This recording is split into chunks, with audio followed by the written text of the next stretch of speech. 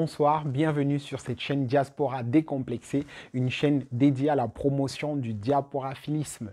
Alors, qu'est-ce que le diasporaphilisme? Le diasporaphilisme est ce mouvement universel qui prône l'essor de la diaspora partout là où elle se trouve.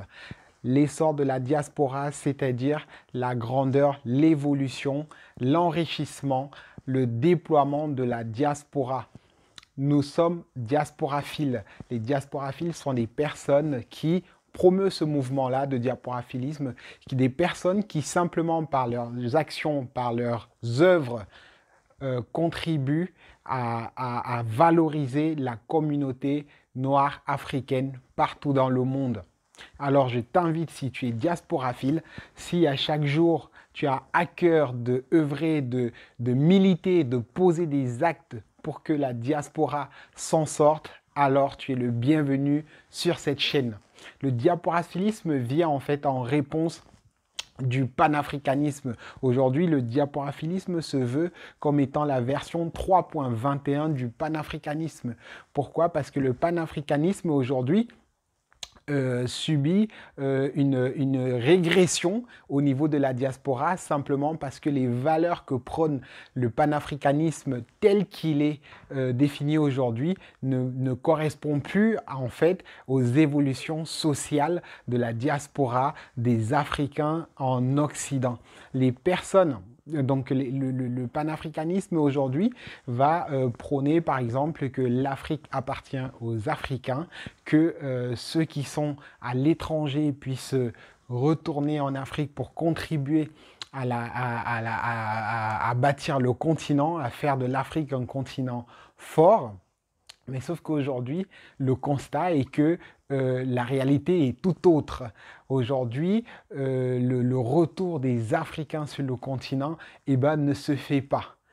Encore il y a quelque temps, donc les vagues migratoires qui sont arrivées en Occident dans les années 60, 70, 80, elles retournaient, on voyait voilà, plusieurs responsables d'ailleurs en poste en Afrique aujourd'hui, sont des personnes qui ont quitté l'Europe et qui ont décidé d'aller rentrer dans des postes, dans des hautes fonctions en Afrique. Sauf que cette période-là, elle est révolue depuis les années 90. Les années 90 où l'Afrique rentre en crise financière, crise monétaire, ce qui fait que les conditions de vie se sont radicalement durcies. Donc toute personne maintenant qui quitte l'Afrique ne revient plus. Et les chiffres le prouvent encore aujourd'hui. Donc ici, j'ai le rapport de la synthèse des travaux qui ont été menés par un cercle d'études qui ont conduit à la mise en place de cette nouvelle réflexion qui est le diasporaphilisme. On a analysé un petit peu les chiffres concernant le retour des Africains sur le continent. Pour des Africains qui sont arrivés en Occident, donc dans les pays dits développés, dans les 5 premières années de leur séjour, il y a 50% de chances qu'ils changent de pays. Ils changent de pays, cela ne signifie pas qu'ils rentrent dans leur pays d'origine, mais simplement que voilà, ils vont quitter un pays développé vers un autre. Donc par exemple, une personne qui quitterait voilà, un pays africain pour l'Allemagne ou la Belgique, au bout de 5 ans, vous ne verrez plus cette personne. Elle n'est pas retournée dans son pays d'origine. Elle est allée, par exemple, au Canada, aux États-Unis, en France, toujours en quête d'amélioration de ses conditions de vie. Et après 10 ans de séjour en Europe, on voit qu'il n'y a que 20% de personnes qui sont prêtes à retourner dans leur pays d'origine. Et après 10-15 ans de séjour, il n'y a que 5% de personnes qui retournent, qui sont prêtes à retourner. Et d'ailleurs, les retours effectifs sont très peu évalués parce que il n'existe pas aujourd'hui de manière d'organisme chargé de compter le nombre de personnes d'Africains qui retournent réellement s'installer définitivement en Afrique. Il y en a très peu. Et passer les 20-30 ans de séjour, on ne compte plus ça comme un retour puisque c'est simplement un retour après la retraite et ce n'est plus pour aller construire ou bâtir notre chère Afrique.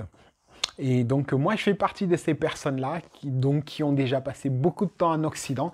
Et je me suis posé la question de à quand mon retour? Quand est-ce que je retournerai construire, participer à construire cette Afrique dont te vante le panafricanisme? Et voilà, j'en suis arrivé au fait que les conditions de vie, la famille que j'ai mis en place, les projets que j'ai mis en place ici, ne me permettent simplement pas de me dire, tiens, je vais me lever comme ça et retourner. Et je pense que c'est le cas pour toi aussi. C'est le cas de plusieurs d'entre nous. Nous avons ce désir de l'Afrique qui crie en nous, mais la réalité, les réalités occidentales font que nous sommes dans un système que nous ne connaissions pas avant d'arriver. Maintenant, nous sommes dans le système et nous sommes comme emprisonnés.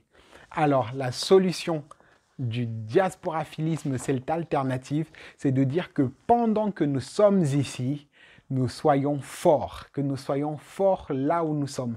Puisque nous ne retournons plus, j'ai un message pour toi. Chers diasporaphiles, construisez, bâtissez. Agrandissez-vous, prenez de l'ampleur. Partout où vous êtes, soyez une valeur ajoutée, afin d'être cette communauté forte, respectée et respectable. Nous sommes forts ici.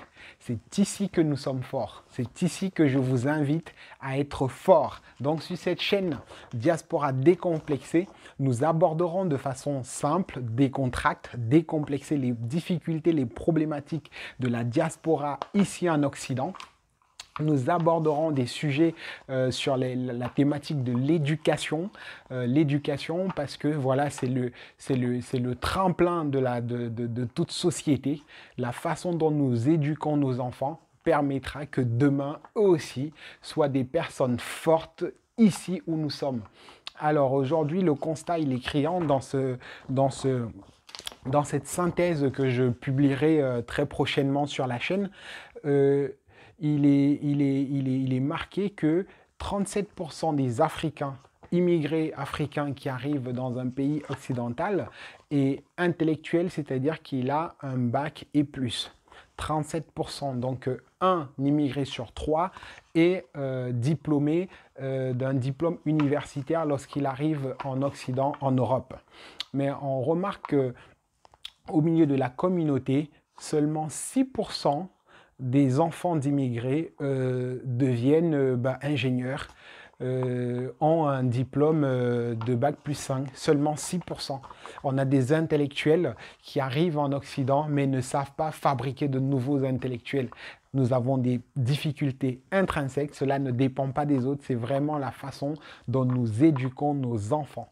Donc ça, ce sont des sujets, des thématiques sur lesquelles nous allons discuter, échanger, partager des stratégies pratiques pour que nos enfants puissent aussi, eux aussi, avoir un avenir et de l'espérance là où nous sommes. Nous aborderons des sujets sur l'enrichissement.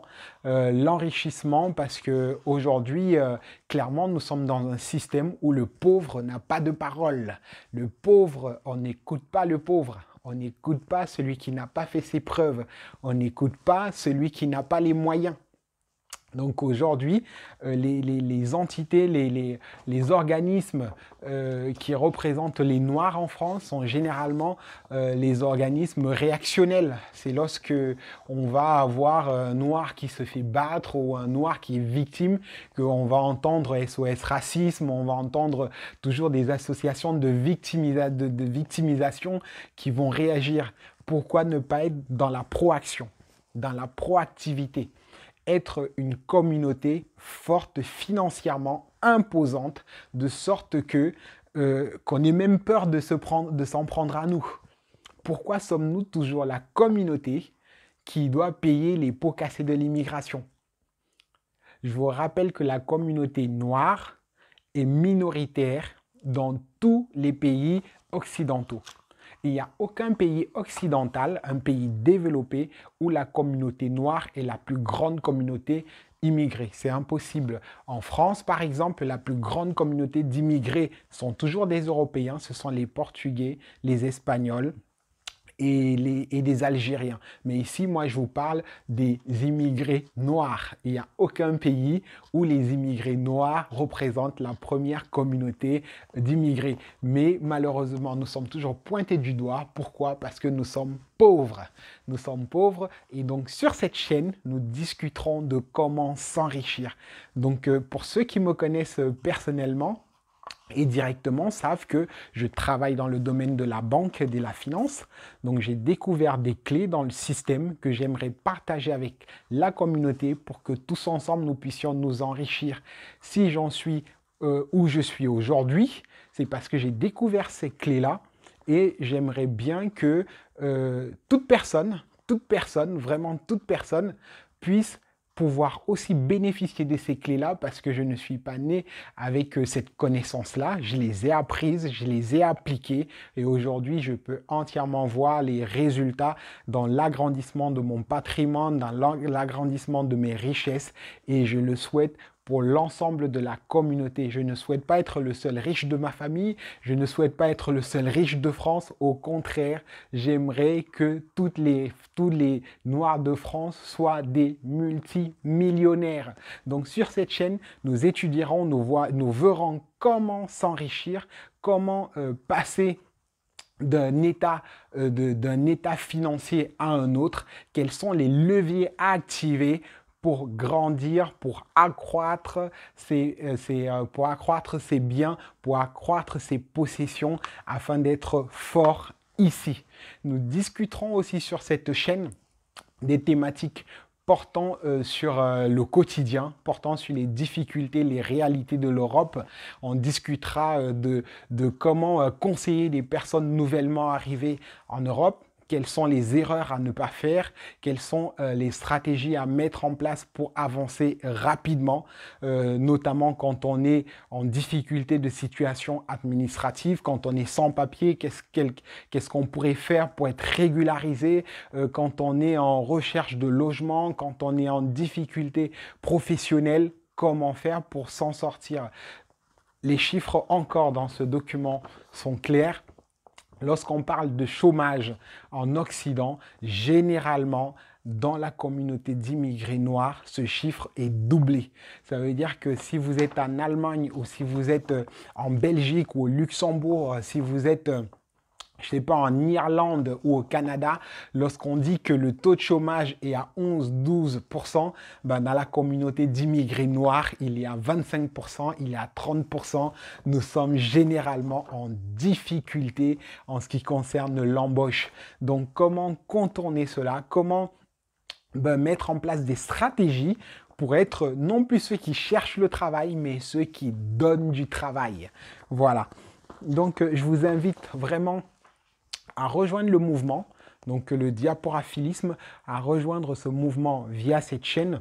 Il y a un site qui va être créé, il y a des points de contact qui vont être mis en place pour que de façon universelle, nous soyons unis et nous mettrons en place des stratégies et des propositions. Nous enverrons des propositions aux entités internationales telles que l'ONU, telles que l'Union européenne, l'Union africaine. Nous enverrons des messages à nos gouvernements africains parce que nous sommes une diaspora qui pèse, nous sommes une diaspora qui contribue, oui, à l'enrichissement de nos pays. Donc, nous enverrons des messages au gouvernement pour que notre voix soit écoutée. Et pour cela, nous avons besoin de nous construire, de nous unir, de nous réunir et de réfléchir ensemble. Donc, je vous invite vraiment à vous abonner à la chaîne, à contribuer aux discussions, au partage, à contribuer à la mise en place des solutions pour qu'ensemble nous soyons forts, effectivement forts ici. Nous sommes forts ici. Il est temps pour nous de nous lever et de lever des générations qui sont fortes ici. L'urgence maintenant est donnée pour nous, pour que nos enfants puissent se sentir chez eux, là où nous sommes. Il est important que nos enfants ne soient plus les derniers. Il est urgent pour nous de bâtir des hommes et des femmes forts pour que demain, ils aient de l'avenir et de l'espérance. Donc, je compte sur toi pour partager le message, pour diffuser le message, pour t'abonner et activer les notifications afin de ne louper aucun contenu qui fera de toi la meilleure personne que tu peux être là où tu es. Tu es au bon endroit où tu es car tu es fort là où tu es. Nous sommes forts